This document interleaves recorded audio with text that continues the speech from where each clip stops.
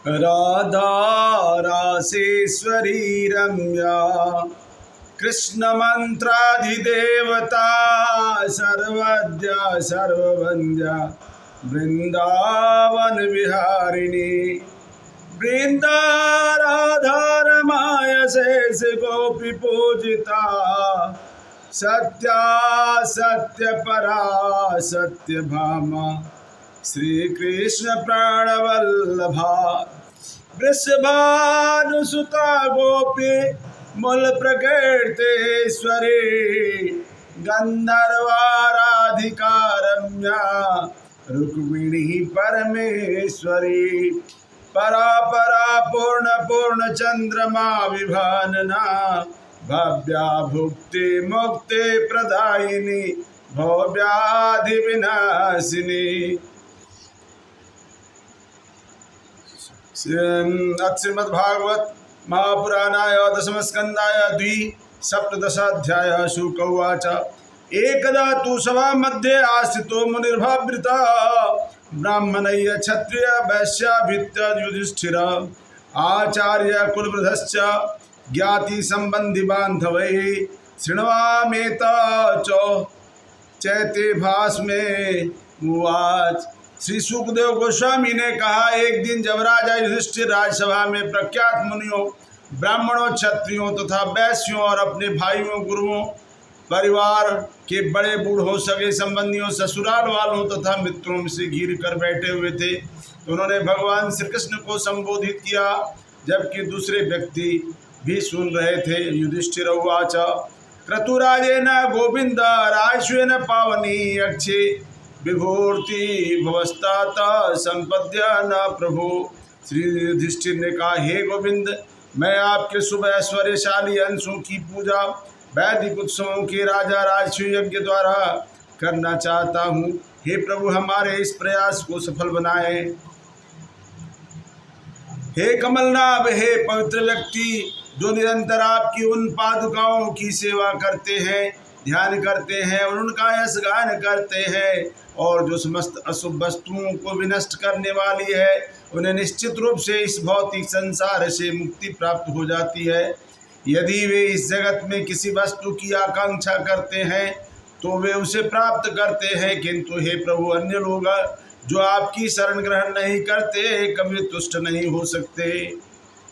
आते वह हे देवादिदेव, इस संसार के लोग देख लें कि आपके चरण कमलों में की गई भक्ति की शक्ति कितनी है। हे सर्वशक्तिमान, आप उन्हें उन पूर्वों तथा सृंजयों की शक्ति दिखला दे जो आपकी पूजा करते हैं, और आपकी उनकी भी स्थिति दिखला दे जो की पूजा नहीं करते हैं। आपके मन के भीतर यह मेरा और वह दूसरे का इस प्रकार का भेदभाव नहीं हो सकता, क्योंकि आप परम सत्य हैं, समस्त जीवों की आत्मा सदैव स्वभाव रखने वाले और अपने अंतर में दिव्य आनंद का भोग करने वाले हैं। आप कल वृक्ष की तरह अपने उचित रूप से हर पूजने वाले को आशीर्वाद देते हैं और उनके द्वारा की गई सेवा के अनुपात में उन्हें इच्छित फल देते हैं। इसमें कोई दोष नहीं है। श्री भगवान उवाच शम्यगाभ्योस्थितं राजन् भवतां शत्रुकर्षण कल्याणी येन कीर्ति लोकानो भविष्यति।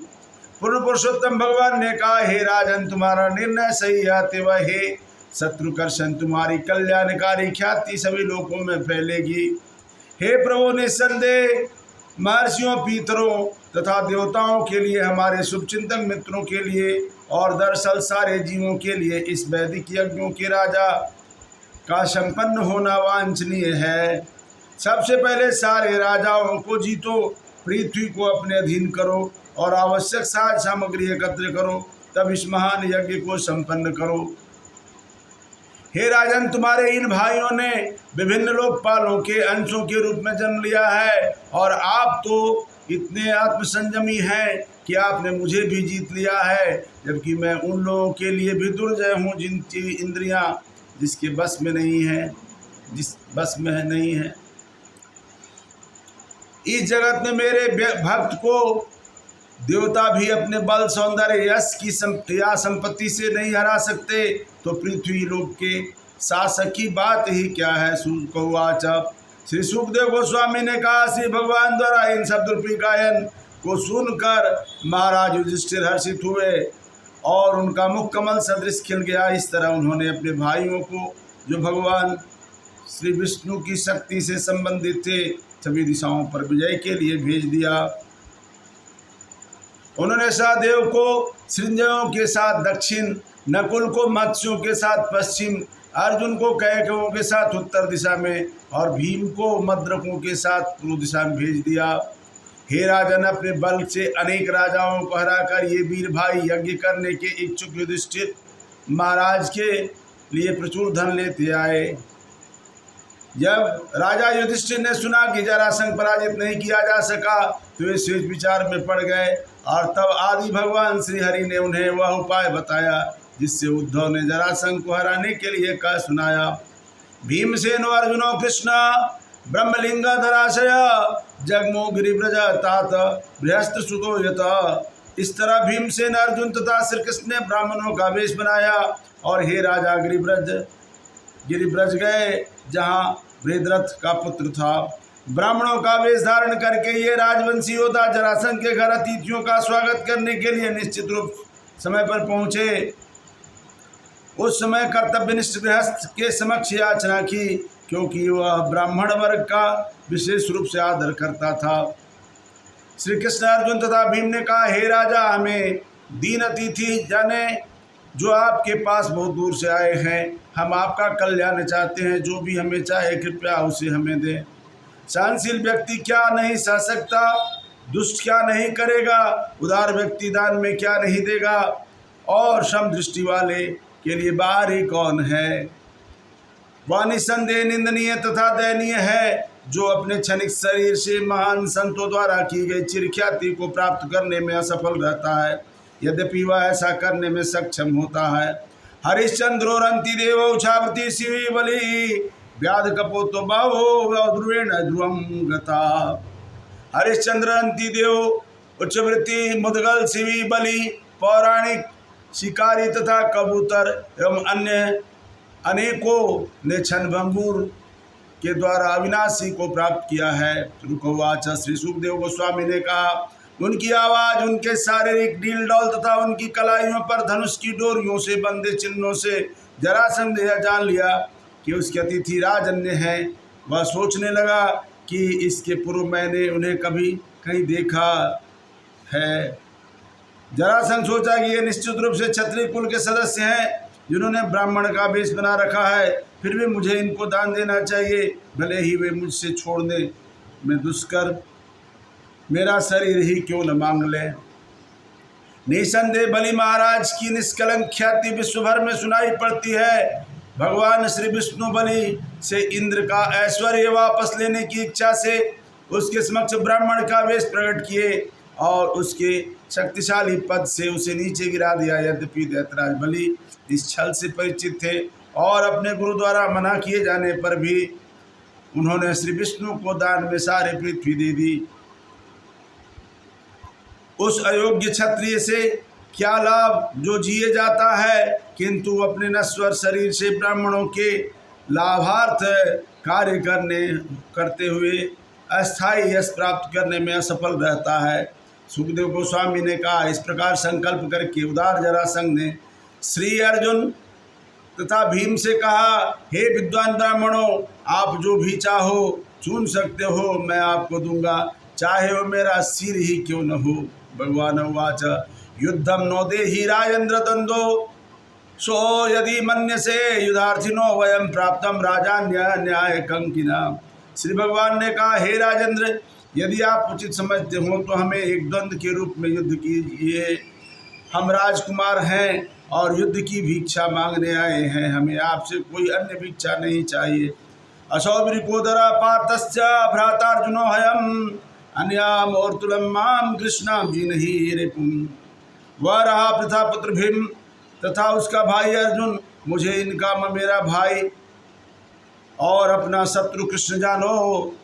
श्री सुखदेव गोस्वामी ने कहा, इस प्रकार ललकारे जाने पर मगधराज जोर से हंसा और अपेक्षा पूर्वक बोला, बहुत अच्छा, अरे मूर्खों, मैं तुमसे द्वंद्व युद्ध करूंगा, लेकिन हे कृष्ण, मैं तुमसे युद्ध नहीं करूँगा, क्योंकि तुम कायर हो। तुम्हारे बल ने युद्ध के बीच में ही तुम्हारा साथ छोड़ दिया था, और तुम अपने ही राजधानी मथुरा से समुद्र में शरण के लिए भाग गए थे। जहाँ तक अर्जुन की बात है, वह न तो आयु में मेरे समान है, न ही अत्यधिक बलशाली है, क्योंकि वह मेरी जोड़ का नहीं है, अतः उसे प्रतिद्वंदी नहीं बनना चाहिए, किंतु भीम मेरे ही समान बलशाली है। यह कहकर जरासंध ने भीमसेन को एक बड़ी गदा दी और दूसरा गदा स्वयं ली और शहर से बाहर चला गया। इस तरह दोनों वीर नगर के बाहर समतल अखाड़े में एक दूसरे से युद्ध करने लगे। युद्ध के क्रोध से पगड़ाए हुए एक दूसरे पर वज्र जैसी गदाओं से प्रहार करने लगे। मंडलानि विचित्राणि सभ्य दक्षिण में चरतो सुशुभे युद्धम नट योरिवरंगिने। जब वे दक्षता से दाएं तथा बाएं चक्कर काट रहे थे, जिस तरह की मंच पर अभिनेता नाचते हैं, तब यह युद्ध भव्य दृश्य उपस्थित कर रहा था। हे राजन, जब जरासंध तथा भीमसेन की गदाएं जोर जोर से एक दूसरे से टकराती, तो उनसे जो ध्वनि निकलती वह दो लड़ते हुए हाथियों के दांतों की टक्कर के समान या तूफान के समय चमकने वाली बिजली के गिरने के धमाके जैसी थी। वे एक दूसरे पर इतने बल और वेग से अपनी गदाएं चलाने लगे, जब ये उनके कंधों, कमर, पांव, हाथों, जंघों तथा हंसलियों पर चोट करती, तो वे गदाएं उसी तरह चूर्ण हो जाती जिस तरह की एक दूसरे पर क्रुद्ध होकर आक्रमण कर रहे दो हाथियों से मदार की टहनियां पीस जाती है। जब उनकी गदाएं भी नष्ट हो गई, तो पुरुषों में महान वे क्रोधपूर्वक अपने लोहे जैसे कठोर घुस्सों से एक दूसरे पर आघात करने लगे। जब वे एक दूसरे पर घुस्से मार रहे थे, तो उनसे निकलने वाली ध्वनि हाथियों के परस्पर लड़ने भिड़ने या बिजली के कठोर कड़कड़ाहट जैसी लग रही थी। इस प्रकार उन दोनों ने लड़ते हुए समान प्रशिक्षण, बल, उत्साह वाले प्रतिद्वंदियों की यह प्रतियोगिता समाप्त नहीं हो रही थी। इस तरह हे राजन, वे बिना ही किसी ढील के लड़े जा रहे थे।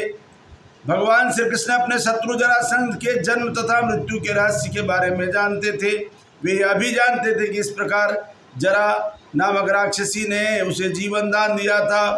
यह सब विचार करके भगवान श्री कृष्ण ने भीम को अपनी विशेष शक्ति प्रदान कर दी।